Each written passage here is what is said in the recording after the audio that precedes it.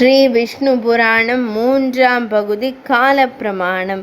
பராசர முனிவரே, நிர்குணமும் அப்பிரமேயமும் தூய்மையும் நிர்மலமுமான பரபிரம்மத்திற்கு சிருஷ்டி, ஸ்திதி, சம்ஹாரம் முதலியவற்றின் கர்த்தாவாகும் தன்மை எப்படி கூடும் என்று மைத்ரேயர் கேட்டார்.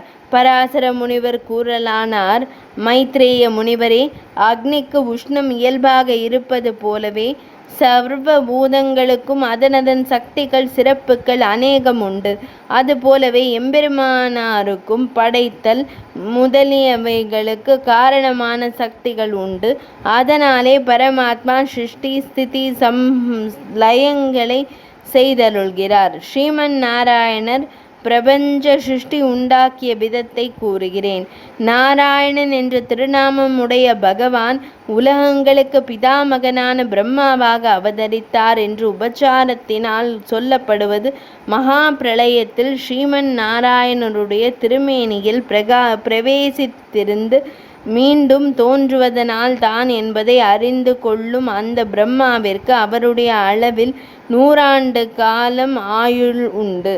அதற்கு பரம என்று பெயர். அதில் பாதி பிரார்த்தம் என்று சொல்லப்படும் காலமானது விஷ்ணு சுரூபம் என்று முன்பே கூறினேன் அல்லவா?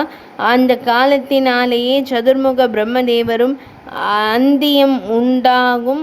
அதனால் மலைகள், சமுத்திரங்கள் முதலிய சகல சராசரங்களும் வளர்தல், நசித்தல் முதலியவை உண்டாகும். இது இப்படி இருக்க இனி கால பிரமாணத்தின் இயல்பை கூறுகிறேன். மைத்ரேய முனிவரே, நிமிஷங்கள் 15 கூடியது ஒரு காஷ்டை. அந்த காஷ்டை 30 ஆனால் அது ஒரு கலை. அந்த கலைகள் 30 ஆனால் ஒரு முகூர்த்தம். அந்த முகூர்த்தம் 30 ஆனால் அது மனுஷர்களுக்கு ஒரு அஹோராத்திரம், அதாவது ஒரு நாள். அந்த அஹோராத்திரங்கள் 30 ஆனால் 2 பட்சங்களோடு கூடிய ஒரு மாதம். அந்த மாதம் 12 ஆனால் தட்சிணாயனம், உத்தராயணம் என்ன 2 அயனங்கள் சேர்ந்து ஒரு வருடமாகும். தட்சிணாயனம் தேவர்களுக்கு இரவாகவும் உத்தராயணம் பகலுமாகவும் இருக்கும். தேவமானத்தில் 12000 ஆண்டுகள் ஆனால் அது ஒரு சதுர்யுகம். அதில் கிருத்தயுகம் 4000 சந்தி அம்சங்கள் 800 திவ்ய சம்பத்சரமுமாக இருக்கும். திரேதாயுகம் சந்தியம்சங்கள் உட்பட 3200 ஆண்டுகள். துவாபர யுகம் சந்தி அம்சங்கள் உட்பட 2400 தேவ ஆண்டுகள். கலியுகத்திற்கு 1000 சந்தியாம்சங்களின் ஆண்டுகள் 200மாக இருக்கும். சந்தியாவது யுகத்துவக்கத்திற்கு முந்திய காலம்.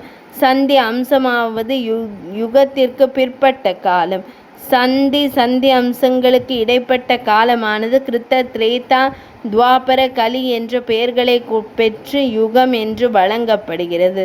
இந்த விதமான கிருஹத்தி, திரேதா, துவாபர, கலியுகங்கள் என்ற சதுர் யுகங்களும் 1000 திரும்பினால் சதுர்முகனாகிய பிரம்மனுக்கு ஒரு பகல் என்று கூறப்படும்.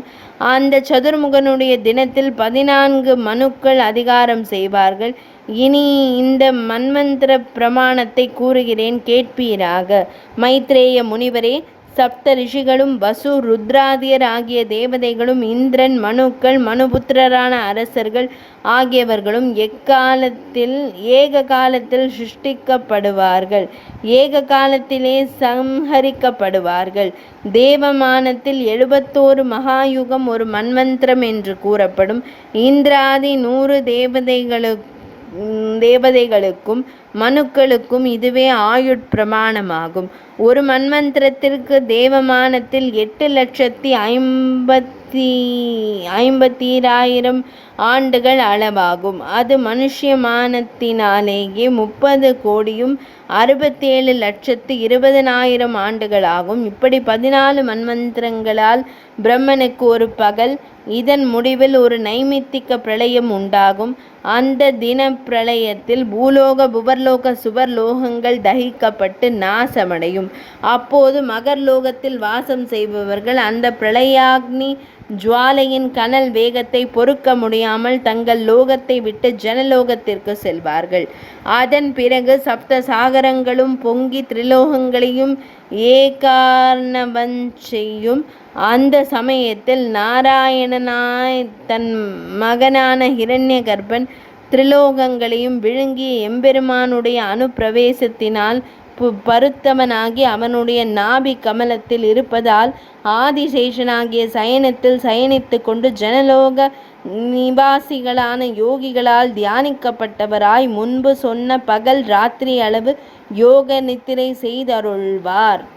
இதுபோல் 1000 சதுர்யுகங்கள் பிரமாணமான ராத்திரியும் கடந்த பிறகு பிதாமகர் மீண்டும் சராசரங்களை படைப்பார்.